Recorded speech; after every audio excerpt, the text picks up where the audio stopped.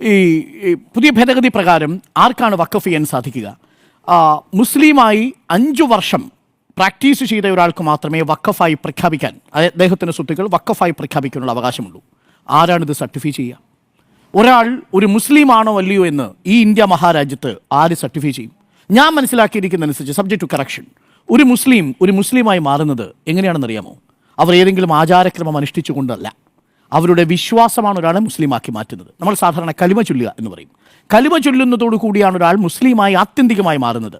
ആരാധനയും ബാക്കിയുള്ള ആചാരക്രമങ്ങളുമെല്ലാം രണ്ടാമതേ വരുന്നുള്ളൂ. ശരി, നിസ്കാരം ഒരു പ്രധാനപ്പെട്ട കാര്യമാണ്. ഇനി നിസ്കരിക്കാത്ത ഒരാളാണെന്ന് കരുതുക, പക്ഷേ അയാൾ കലിമ ചൊല്ലിയിട്ടെന്ന് കരുതുക. 5 വർഷത്തെ വിശ്വാസം അദ്ദേഹത്തിന് അള്ളാഹയിൽ ഉണ്ടെന്ന് കരുതുക. മുസ്ലിമായിട്ട് അംഗീകരിക്കുമോ? ഇത് ഈ നിശബ്ദതയാണ് യഥാർത്ഥത്തിലുള്ള പ്രശ്നം.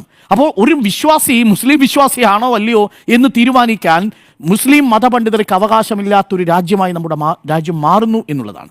അത് ഇന്ത്യൻ ഭരണഘടനയുടെ ആർട്ടിക്കിൾ 25 നഗ്നമായ ലംഘനമാണ്.